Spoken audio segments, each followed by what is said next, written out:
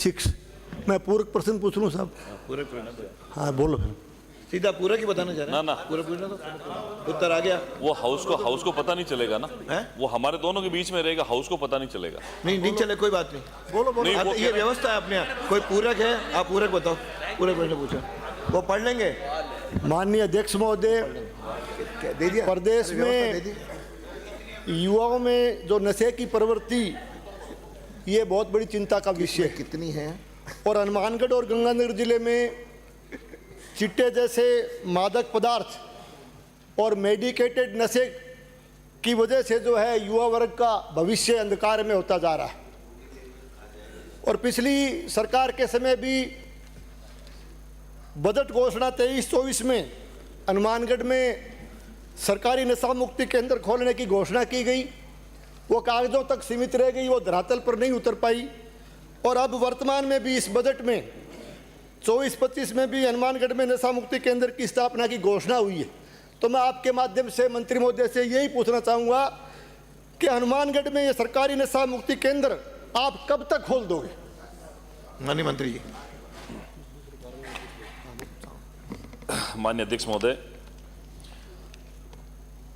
हमारे सम्मानित सदस्य संजीव कुमार जी ने जो सवाल किया है, ये बात सही है कि वर्ष 2023-24 में पिछली कांग्रेस सरकार के समय बिंदु संख्या 4 में बजट घोषणा में राजस्थान के अजमेर, करौली, कोटा, सवाई माधोपुर, धौलपुर, भरतपुर, हनुमानगढ़, श्री गंगानगर सहित 15 स्थानों पर 20 करोड़ की लागत से नए नक्शा मुक्ति केंद्र खोलने की घोषणा की गई थी। इनको हनुमानगढ़ का ही उत्तर दे दो।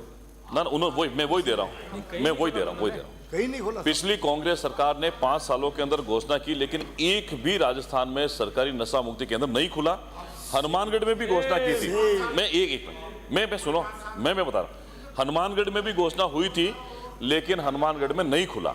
अभी हमारी सरकार ने, माननीय यशस्वी मुख्यमंत्री जी ने और हमारी वित्त मंत्री ने घोषणा करी कि हम परिवर्तित बजट के 2024-25 के बिंदु संख्या 68 में राजस्थान में 10 करोड़ की लागत से 25 बेड के नशा मुक्ति केंद्र खोलेंगे, जिसमें हनुमानगढ़ भी है। इनका कब तक खुलेगा? हनुमानगढ़ में 25 बेड की क्षमता का नशा मुक्ति केंद्र है। मैं माननीय सदस्य को आश्वस्त करना चाहता हूं कि 10 जुलाई को बजट पेश हुआ, 11 तारीख को हमारे माननीय मुख्यमंत्री ने प्रभारी सचिव, प्रभारी मंत्री के साथ बैठक करी, 13-14 को हम लोग जिलों में गए और जो बजट के अंदर जो घोषणा हुई थी वहां हमने टाइमलाइन फिक्स कर दी। ये जैसे ही एप्रोप्रिएशन बिल के बाद मैं वही बता आप नेता प्रतिपक्ष सुनो पूरे होने के बाद ये हम सुनो, एप्रोप्रिएशन बिल तो अरे मैं वही तो बता रहा हूँ। मैं माननीय नेता प्रतिपक्ष तकलीफ इस बात की, पिछली सरकार में घोषणा हुई थी, हुआ नहीं। हम ये कहते हैं कि ये जो हनुमानगढ़ के अंदर जो सरकारी जो नशा मुक्ति केंद्र है, पहले तो मैं ये बताऊं इसी वित्तीय वर्ष के अंदर खोलेंगे और अभी बजट होने के घोषणा हुई है, उसके तुरंत बजट सत्र के बाद में हमारी इस पे कार्रवाई शुरू हो गई है।